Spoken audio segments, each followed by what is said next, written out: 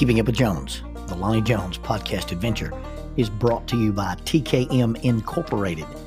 This company, located in Moss, Tennessee, specializes in erosion control, hydroseeding, hydromulch, silt fence. They do minor excavation work, and they also provide traffic control and construction signs. Their mission is keeping people safe. Their passion is wishing that all men could be saved. TKM stands for The King's Men. If you'd like to contact The King's Men, you can contact them at 931-243-3958, 931-243-3958, or you may email them at tkminc2001@twlakes.net. That is tkminc2001@twlakes.net. The King's Men, in partnership with Keeping Up with Jones, the Lonnie Jones podcast adventure.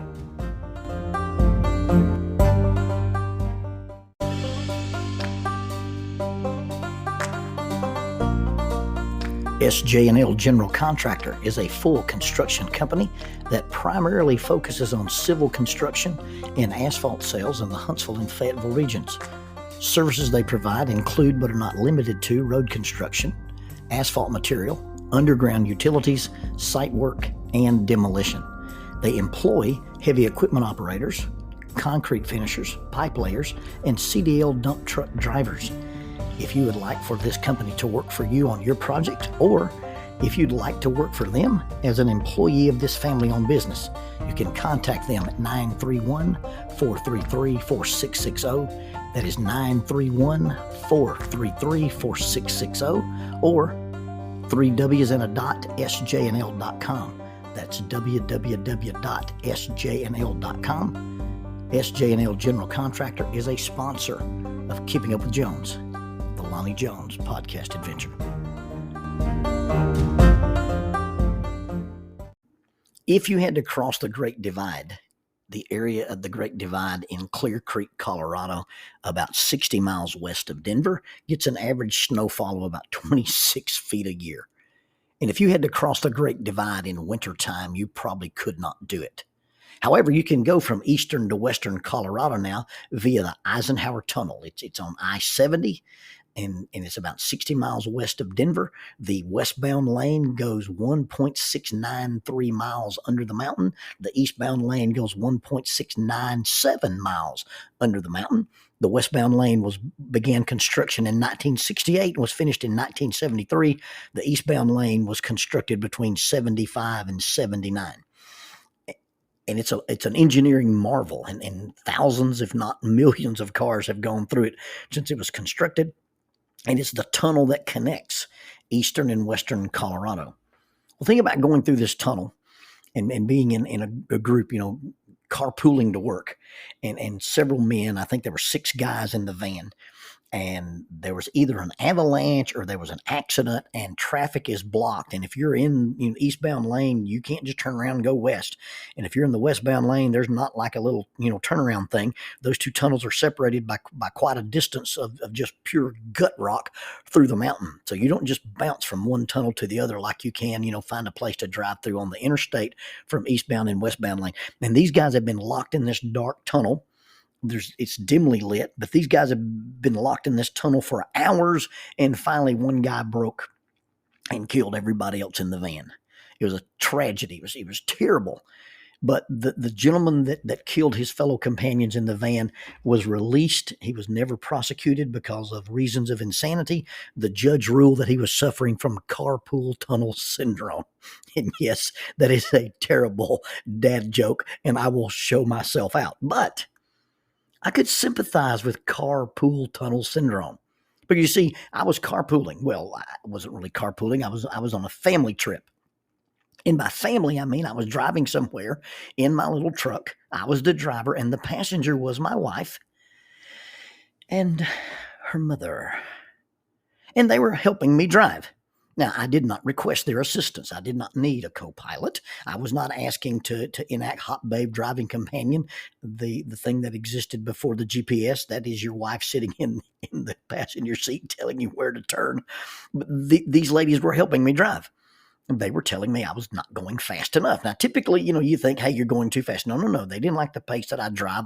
I drive at a relaxed pace, and they were telling me I was too close to the car in front of me. They were telling me I was too close to the center line. They were telling me I was too close to the shoulder. And I kept getting these reassurances that they were uncomfortable with my driving and they could help me out with their, I guess you'd call it, verbal encouragement. I try to be a diplomat. I try to be nice. And so I tried to explain to them, you do realize that because of the job that I do, I do get to travel and speak. I speak, thankfully, and people are very benevolent to me to invite me to go do things. I speak at about 45 to 47 events a year. And if you just take my little Tacoma, the original tactical Toyota has 431,000 miles on it. Now, if you can just make, and this is being benevolent with the math, if I've driven 60 miles an hour the entire time that I've driven this truck, that equals a mile a minute. Now, we know that I've never been able to drive consistently at 60 miles an hour. You go through these little towns in Tennessee, you go through these little towns in Mississippi, you get on the Natchez Trace Parkway, and the speed limit is ridiculously slow on the Natchez Trace Parkway. In fact, the speed limit is so low on the Natchez Trace Parkway that there are so many deer killed. Now, how can you drive that slow and kill that many deer? The deer are committing suicide because the Natchez Trace Parkway is so boring, they wander out into traffic just because they can't bear their existence. Be that as it may, if you are benevolent and say, yes, every time you've driven a mile in that truck, you drove 60 miles an hour, then when you drive 60 miles an hour, you're driving a mile a minute. So with just that loose math, I've driven this truck 431,000 minutes. If you divide that by 60, then you get that I have driven my truck 7,183 hours. And then if you figure a 24-hour day, I've driven the tactical Toyota 299 days. Ladies, I've driven a vehicle. I've sat in the pilot seat of a truck 299 days. I probably don't need your help helping me to drive, and I may have an episode of carpool tunnel syndrome and hurt everybody in this vehicle. Well, I drove this little truck for a long, long time. And my daughter, and it's really, really funny how that, as your kids are little, it's, hey, wear your helmet. Hey, don't go too fast. Hey, wear a helmet when you drive your bike. Hey, wear a helmet when you ride your four-wheeler. Hey, don't speed in your car. Keep both hands on the wheel, 10 and 2. Hey, don't talk on your cell phone when you're driving the car. Hey, you now have your driver's license, but you can only go from home to school, and you can't have passengers in the car. And then something happens, and your children graduate school, and they go to college, and it's, Dad, I don't think you should climb that. Dad, I don't think you should get on that ladder. Dad, why don't you call somebody to help you with that? And your children suddenly start trying to take care of you. And my daughter had this serious conversation with me. She's like, Dad, I think you need a new truck. You travel so much and you go so many places. You really, you should probably get a new truck. And I looked her square in the eye and say, honey, this truck is reliable and this truck is paid for. And there's going to be two things that have to happen before I get a new truck: 500,000 miles or a grandbaby. And then I grinned maniacally and laughed at her. And lo and behold, I have 3 grandbabies. So it's time to get a new truck. I had to pay the piper. We had Gunner, and then a year and 16 days later, we had Rowan. And then about a year and a half later, we get Mr. Gage. And so, yeah, I've got grandchildren, and she says they can't drive in the tactical Toyota. So I had to get a new truck.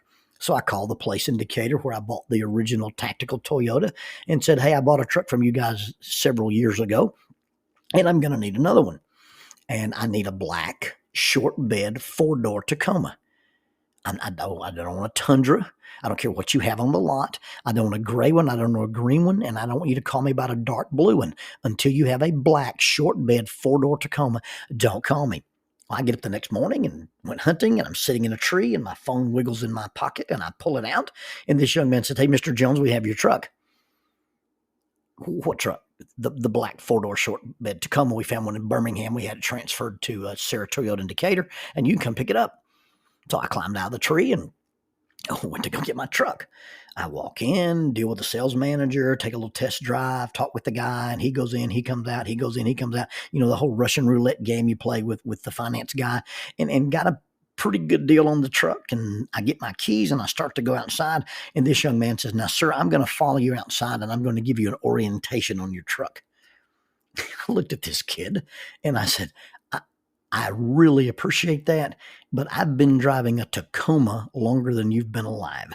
And so let me just take my truck home. He goes, "Sir, I appreciate the fact that you're very familiar with Toyota products, but there are things on your new truck that weren't invented the last time you bought a truck." I said, "Well, okay, come show me around." And so he comes out to the truck and shows me how to do all the things and all the bells and whistles that are on it. And so finally I get turned loose and I'm allowed to go home. And I'm driving from Decatur, Alabama to Huntsville, Alabama. And I get out on the interstate. I'm going, out on I-65 over the Tennessee River Bridge, and these bells keep going off in my truck. And this little light keeps flashing at me. And I drive a few more miles, and the bell goes off, and the light's flashing. And then I drive a little bit, and the bell goes off, and the light flash. And I don't know what it is. So I pull over on the shoulder, and I get out the manual, and I start looking for things. And it's the lane assist. It's this little thing, this little sensor in my truck that somehow can read some component of the paint in the center line or the paint on the shoulder. And when it senses it, it tells you, "Hey, you're weaving in the lane." And son of a gun, the girls are right. I do kind of weave in my truck when I'm driving it, and irregardless of the 299 days I've spent in a truck, I've spent 299 days apparently weaving in my truck. So I looked further in the manual and learned how to turn the silly thing off, because the last thing I needed was for my wife and my mother-in-law to be telling me that I'm not driving straight even when they're not in the car. And so I just turned the silly thing off and I drive without my lane assist. Several years ago, I was at a police academy graduation, and I've been honored to attend many of those. Some of those just as a spectator, and some of those I've been asked to perform things, roles as a chaplain, and do the invocation or the benediction. I've even been asked sometimes to bless people's badges. And while I was at this police academy graduation, the commencement speaker was a 4-star general. And I remember several things that this guy said in his commitment speech. And one of the things that he talked about was warning the young officers the difference between self-absorbed and being self-aware. Self-absorbed is when you're so locked into your own self that your epicenter is yourself, and you don't take in any advice, and you don't share the perspective of other people. You can't see things the way they see it. You can't see things from their perspective, and you're always right and almost never wrong. And people who are self-absorbed are very hard to correct. People who are self-absorbed are very hard to help them make improvements. People who are self-absorbed can't admit they're wrong. And people who are self-aware can sometimes look at themselves and say, "You know what, you were right about what you said." Now, I didn't want to hear from my wife that I was weaving in the truck. and I didn't want to hear from her mom, "Hey, you're not driving straight. You're too close to the shoulder." But when I got in my new truck and it had this computer device that would sense the road, I had to admit they were right. I had to admit that I was weaving a little bit in my pickup truck. I had to admit that this thing that we'd argued about, and it was a playful argument, but this thing that we had argued about, I was wrong and they were right, and I was going to have to change some things about the way I drive. And incidentally, just because you don't like it doesn't mean it's not true. Just because you don't respect the person, and I'm not saying I don't respect my mother-in-law and I don't respect my wife. I love my wife unimaginably. I cannot describe how much I love that little blue-eyed bundle of energy. And I love my mother-in-law. Connie has been gracious to me, and even before I was dating Jackie, she was a person of benevolence and kindness when I was a college student visiting at the church where her family attended. But even if you don't respect somebody, people who are not self-absorbed and people who are self-aware recognize truth when they hear it. And it's not a prerequisite that you like the person or respect the person or even agree with the person on other things for you to recognize truth from them when they tell you. And people who are self-absorbed make all kind of excuses. Well, you did this, or you don't do that, or I disagree with this, or your worldview is that. And it really doesn't matter what their other perspectives are. If they share something with you that is truthful, then people who are self-aware acknowledge that and make adjustments. People who are self-aware acknowledge that and they make changes. People who are self-aware acknowledge that and they build skills.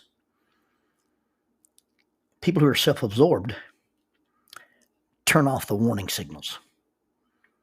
People who are self-absorbed say, I'm going to ignore that and I'm going to make sure this button doesn't beep again, this light doesn't flash again, this bell doesn't ring again, and I'm going to ignore those things.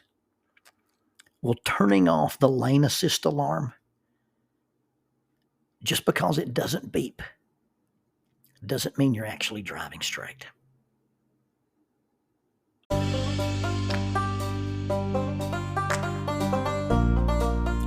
Using the tool of shortwave radio, World Christian Broadcasting literally covers the world every day with the gospel. They use 2 large curtain antennas. One is located in Anchor Point, Alaska, and the other in Madagascar. They send out messages that are recorded at their international home in Franklin, Tennessee. They make available 40 hours of broadcast every day. The broadcasts are made in English, Chinese, Russian, Spanish, Portuguese, Korean, English for Africa, and Arabic. They would love for your group to visit them. You can bring your ladies group, your youth group, or your men's group. Just give them a call at 615-371-8707, 615-371-8707, or you can go to 3Ws and a dot, worldchristian.org, find the Donate Here button, and make a financial contribution to support this work that literally covers the world every day with the gospel. World Christian Broadcasting, in cooperation with Keeping Up with Jones, the Lonnie Jones podcast adventure.